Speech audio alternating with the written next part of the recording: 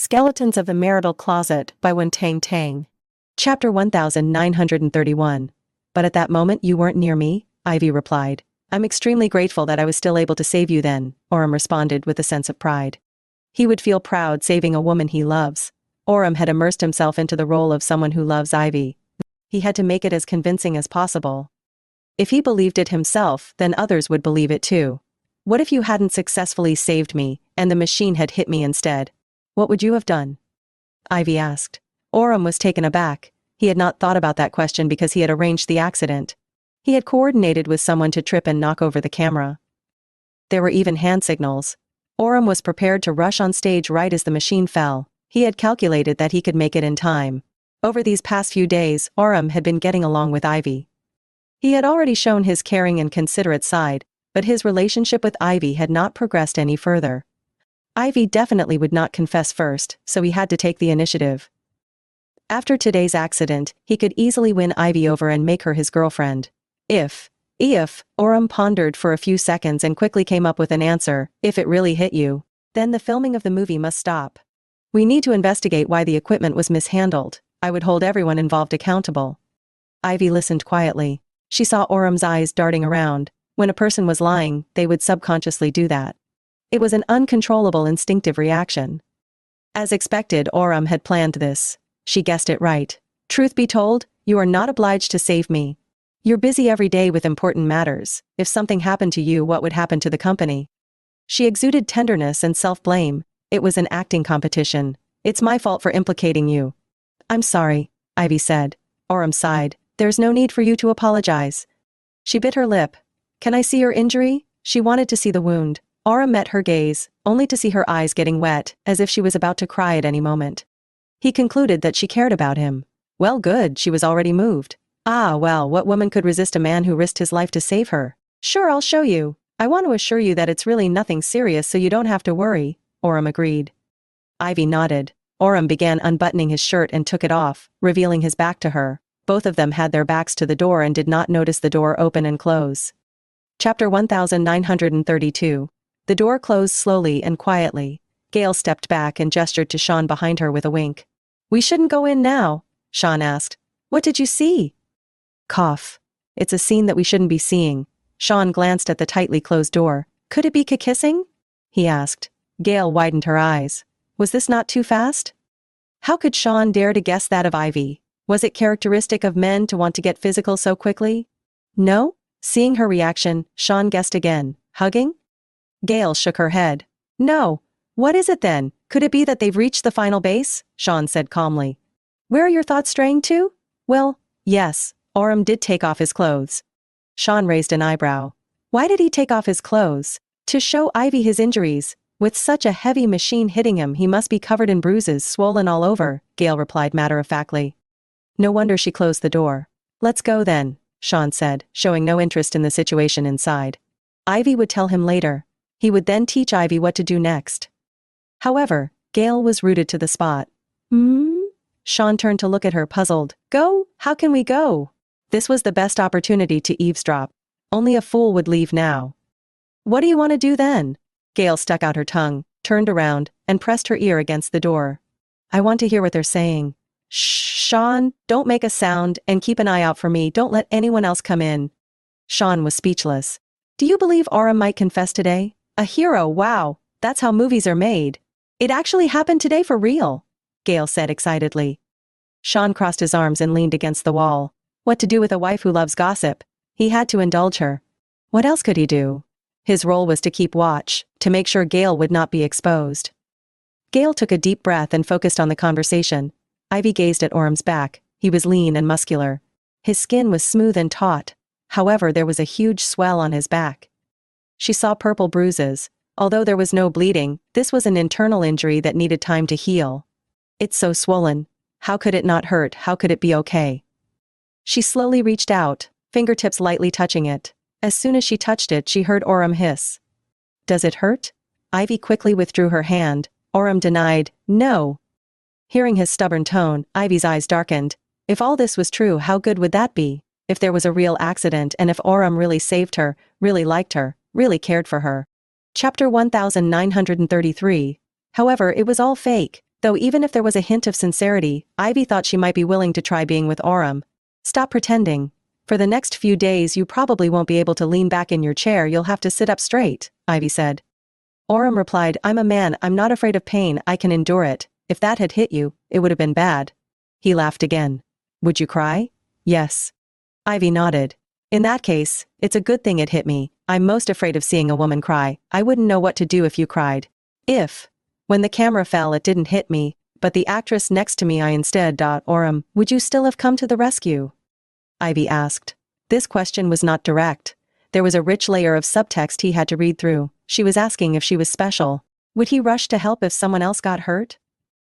Or was it just because she was the one who got hurt that he rushed up without hesitation? It was progressing as Orem intended. He wanted her to ask this. So, Ivy answered as he wished.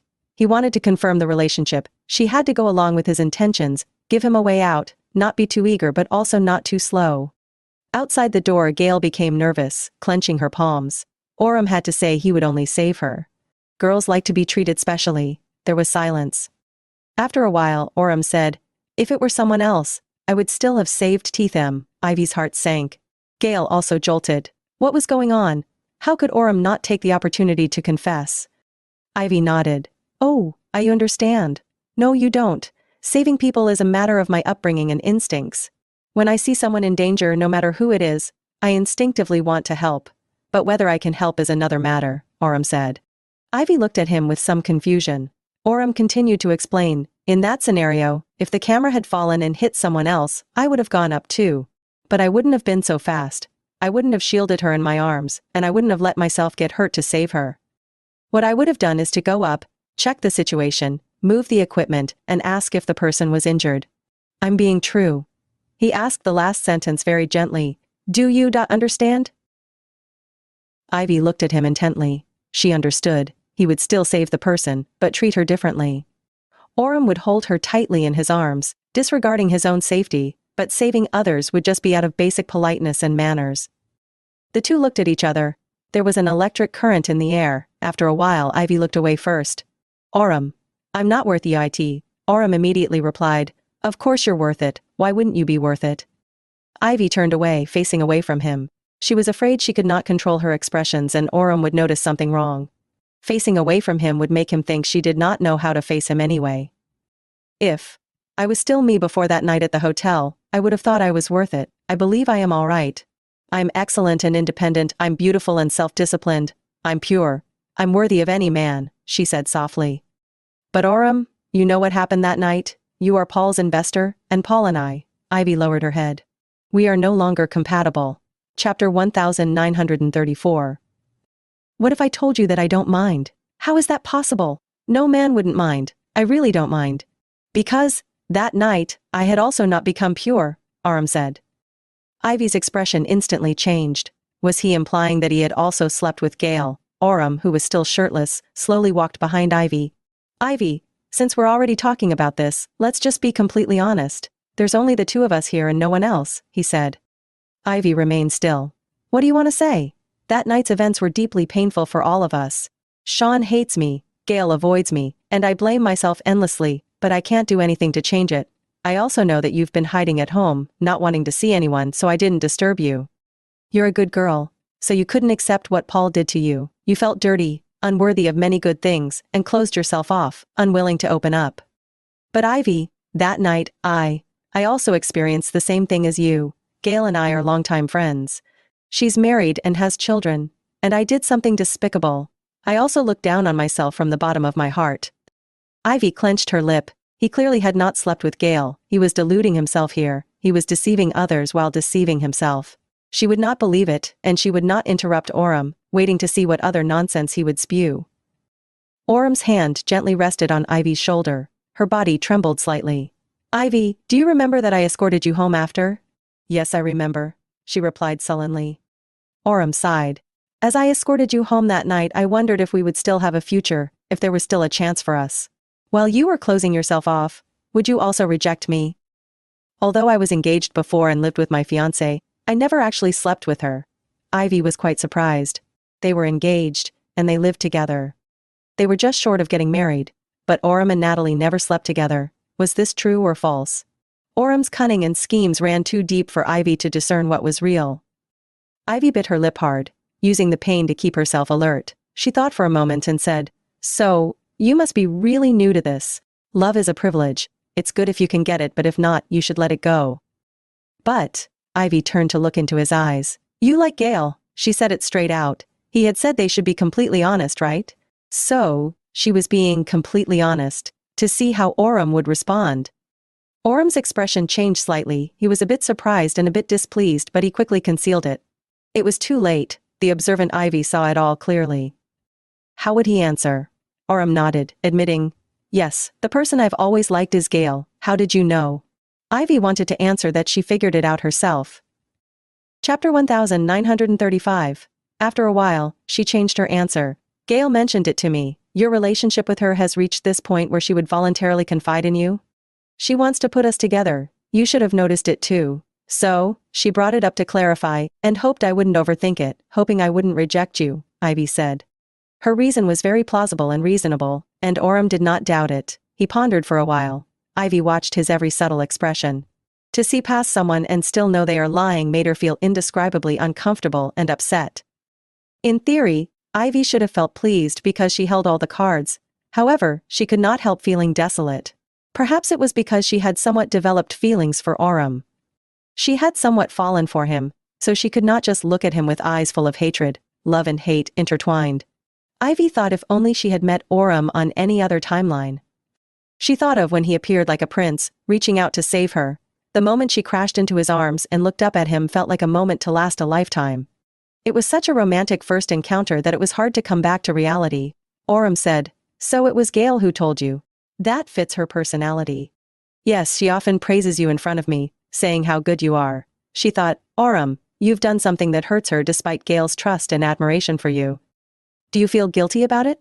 For someone to flirt with evil, how would they have a conscience? Without a conscience, where would they have guilt? Gale also sings your praises. Ivy, you really are a very good person." Orum smiled. "No, Gale is better than me, so it's normal for you to like her." Orum put both hands on Ivy's shoulders, giving them a slight squeeze. "I used to like her, for a very long time. However, it's impossible for us to be together. Ivy, Gale is married now, with 2 children. She and Shawn are happy together. They have endured so many challenges, and now they only want to age gracefully and peacefully." Even after the incident at the motel, Shawn still stays by her, showering her with love and care. This proves even more that Shawn is a man who is worthy of her. I am also at ease to entrust her in his care now. What I need to do now is to look at her from afar, watch her be happy and carefree. That's enough for me. At the same time, I need to move forward and leave my past behind. With that, Orum's hands tightened slightly on her shoulders. "Ivy, Gale was my past, and you are my present." This statement was equivalent to a confession. Orum only had to say "I like you," but he went above and beyond. This was more romantic than a direct confession. He insinuated that for the rest of his life, Ivy would accompany him through it all. Ivy and Orum looked into each other's eyes. His eyes were full of tenderness. They were so gentle, so full of love. If this feeling, this heart were real, how wonderful would that be? Alas, Ivy was not destined for such love. Chapter 1936. Fine, so be it. She only wanted revenge now. "Orum," Ivy murmured, her expression somewhat surprised, yet also a bit shy. Do you know what you're saying?" "Of course. Could it be that you're delusional because your eye injured?" Orum smiled helplessly. "I injured my back, not my brain. Ivy, I'm very clear about what I'm saying and what I want." "But I'm not worthy." Orum interrupted her. "If you say that, then I'm not worthy of you either. I've been engaged. I've had feelings for someone else. My past is very complicated. If you don't mind, I'm already content." Ivy bit her lip hard again. He really was a smooth talker. Everything he said tugged at her heartstrings. With Orum's profile, personality and abilities, he would succeed at pursuing any woman. Why could he not let go of Gale and just start over? Why did he have to resort to all sorts of underhanded means to get her? Ivy turned her head. At this moment she really did not want to act. She wanted to confront Orum directly and expose him. She wondered why he was not tired of pretending. Ivy closed her eyes. Even though she was a professional actress and had won many awards, she did not have it in her to act anymore. She could only close her eyes and hide all her emotions. Just as she was calming the tumultuous emotions in her heart, Orum suddenly hugged her. "Orum, you. We've come to this point, Ivy, don't you understand? What else do you have to worry about? What else do you doubt? You can say it all now, tell me, and I'll answer, he asked. His chin lightly brushed against her earlobe. I want you to completely trust me. We should not have any secrets, just be honest. His words were a tune after her heart. I don't have anything else to ask, Ivy replied, because if she asked, she would not get a single truthful answer. She knew it was all fake, and that she could not believe him. Then, can you accept me? From the day I met you I thought you were very special, very charming. I admire your independence, your professionalism, and your work ethic, Orem said softly. Really? Is that true?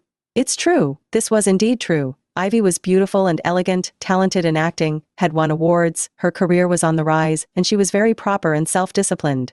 She did not fawn over anyone, she refused to participate in the corruption of the entertainment industry, and relied on her own capabilities to succeed. She really stood out as a diamond in the rough. If Orem did not have feelings for Gale, he would have fallen for her. But there were no ifs.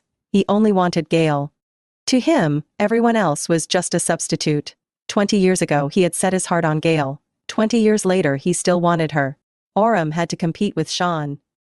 Ivy, for me, I want to know more about you. I really like you. Orem's breath softened as if he was very nervous. Do you like MME? Chapter 1937. He waited for her answer. Ivy hesitated. It was hard for her to say what she wanted, although she was certain she had to agree. Only by becoming Orem's girlfriend could she collect evidence. Deep down, she still felt resistant. Why was it so easy for men to lie through their teeth, while women had to muster so much courage to do that? Ivy? Seeing her silence, Orem called her name. She would not reject him, would she? He was confident, otherwise he would not have confessed recklessly. Could Ivy still resist him?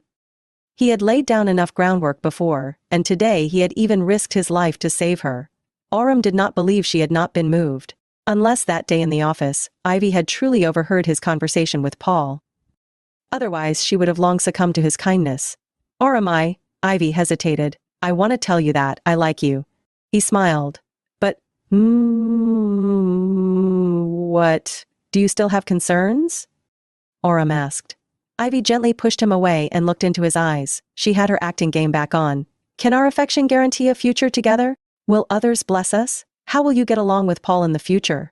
Will your family approve of a female celebrity being with you? Ivy asked. What you said is not a problem. Ivy, I like you. As long as you like me too, we can make it happen. Just then, a voice came from the doorway. Oops! The door swung open. Gale stumbled forward several steps and tried to steady herself. Orem and Ivy both looked at her. Hey! Gale straightened up, laughing awkwardly. Hi! She waved, trying to conceal her embarrassment with a smile. Damn it, why did she have to stumble in at this moment? What happened? Gale only remembered that she was listening intently, getting really into it, and just as she wanted to press herself against the door to hear more, the door suddenly opened. She was caught off guard and crashed in. Thankfully, she did not fall. Still, it was so embarrassing. Gale? What's going on? I don't know what happened to this door, maybe it wasn't closed properly. I just touched it, and it suddenly opened by itself. I wasn't paying attention and lost my balance, and then I just stumbled in. Gale immediately explained, I came to see how you were doing. You were so heroic, so macho and cool to save Ivy. Thank goodness you were there, or something bad might have happened. You must be injured, right? She said it as if she was not eavesdropping. Shawn appeared. He glanced at Orem. It seems the injury isn't serious. Gale added, how do you know that? That camera was really heavy. Chapter 1938. If he can screw around, he shouldn't be hurt that badly. Gale noticed that Orem was not wearing a shirt and was still holding on to Ivy. When she was eavesdropping outside, she'd already anticipated that the two would be embracing, so she subconsciously ignored it. It was only now, with Shawn's reminder, that she realized it. Ivy's face flushed, quickly turning red as she lowered her head to stare at her toes. Orem also cleared his throat a couple of times. It was indeed a bit awkward. Oh my, that's right. Orem, why aren't you wearing a shirt? And, why are you still hugging Ivy? Gale said, her eyes widening in surprise. Shawn pursed his lips. Gale's acting was too fake. He found it hard to watch. He helped her eavesdrop, and kept an eye on the surroundings, making sure no one caught her. As a result, she was not even paying attention and stumbled right in. Did Orem not know what had happened? He was well aware, he just chose not to expose her. Well, it seems like I've interrupted you guys. It's okay, you guys continue. I'll leave right away, just pretend I wasn't here, Gale said. She grabbed Shawn's hand and started walking out. At that moment, the doctor arrived. Mr. Lefting's injury? The doctor asked. It's nothing for now, come back later. Gale replied. Huh? The doctor was baffled. He rushed over with the medical kit, only to be told there was nothing wrong. Let the doctor in. It's fine now. Orum's voice rang out. Gale pursed her lips. Could not the doctor have come a bit later? Ivy had not agreed to Orum yet. Now, with this interruption, time was wasted. Who knew what might happen next? She thought it wonderful that Orum did not look down on Ivy. Instead, he appreciated, liked, and respected her. Ivy was also interested in Orum. Could they not just be together? They both had feelings for each other. As the doctor entered and set down the medical kit, he took a look at Orum's back and exclaimed, This injury looks quite serious. It'll probably take half a month to heal. How serious can it be? I'll go for physiotherapy every day, it'll be fine, Orum said. It's swollen, there's an internal injury. It's turning purple, and your spine. Wouldn't it be best to go to the hospital for an X-ray? Ivy instantly became worried. Do we need to take an X-ray? Has he injured his spine? It's a possibility. It's best to check for peace of mind. Ivy nodded and immediately looked at Orum. I'll have the driver prepare the car, and we'll go over right away. Orum sat in the chair without moving, glaring at the doctor. The doctor felt a shiver down his spine. Did he say something wrong? He was just doing what a doctor should do. Let's apply some medicine first. I can still walk and move now, so I shouldn't have broken a bone, Orum said. The doctor agreed and began preparing. Ivy furrowed her brows tightly. It'll hurt to do that, right? It will, Miss Park. Chapter 1939. Orum held Ivy's hand. Having you by my side will help distract me, he said, rubbing her hand with his fingertips. She blinked and finally responded, okay. Gale watched the scene with a gleeful smile. She nudged Shawn. Hey, do you think they are together, no? How would I know? Aren't you eavesdropping? Orum just confessed, but Ivy hasn't accepted yet, Gale whispered. In that case, they're not together. No, it's my fault. Right when Ivy was about to answer, I was too focused listening, then I stumbled in and interrupted them. Gale was so annoyed at herself. Why did things have to go wrong at the most critical moment? Shawn watched as Orum and Ivy held hands. Do you think they're not together when they're holding hands like that? Shawn told Gale. Gale, when a man wants to get a woman, he'll give it his all. If he doesn't succeed, it just means he hasn't tried hard enough. As the doctor treated him, Ivy stared at him unfazed. Orum just stared at her gently. This scene was obvious to anyone with keen eyes. Let's go out first. Don't be a third wheel. Once the doctor finishes treating the wound and they're left alone, maybe Ivy will agree, Gale suggested after some thought. Okay. Shawn glanced at Ivy, but she was too focused on watching the doctor apply the medicine, not making eye contact with him. Was she truly too focused, or did she have other thoughts? Could Ivy be completely won over by Orum so quickly? She had said she wanted revenge. She was the one who took the initiative to approach Orum. The ceremony was over. Media interviews and set visits were underway. Paul hurried to the lounge, but from afar, he saw Mr. and Mrs. Wood. They were not in a good mood. Paul instinctively wanted to avoid them. Gale immediately noticed him and said, Why are you hiding? Paul, come over here. Paul cursed his luck internally, but he plastered a smile on his face and walked over enthusiastically. Mrs. Wood, you're also here. How's Mr. Lefting? Do you need me to take a look? Not necessary. Okay, I wanted to ask Ivy to do the interview. The reporters are all waiting for her, Paul responded. The other supporting actors, including the male lead, could not satisfy the reporters. They were only interested in interviewing Ivy. They sensed gossip that could dominate the paper's headlines. Ivy was frightened. She needs to rest well today, don't disturb her. Besides, she's with Mr. Lefting now. Do you understand? Gale said. Seeing Paul's expression, Gale felt nauseated. She used to think his demeanor was quirky and innovative. After all, it was typical of artists. He turned out to be a complete scumbag. Paul smiled. Mr. Lefting got injured saving her, so of course she should be by his side. However, work is work. The reporters are urging. I can't refuse either. You can't push it, then reschedule, Gale replied. This. Chapter 1940. Paul repeatedly glanced at Shawn. With him around, he did not dare to voice out, just nodded and smiled apologetically. Even if he had 10 lives, he still could not afford to offend him. What's going on? My words don't matter to you? You won't act unless Shawn speaks up? Or do you want Orum to notify you that Ivy's interview is cancelled today? Gale asked. Paul kept laughing awkwardly, shaking his hands repeatedly. Mrs. Wood, no, please don't misunderstand me. Gale rolled her eyes. After finishing this movie, Paul should be blacklisted. This scumbag had hurt Ivy. Who knows how many other women he would target in the future. Seeing Gale's impatience, Paul realized it was time to leave.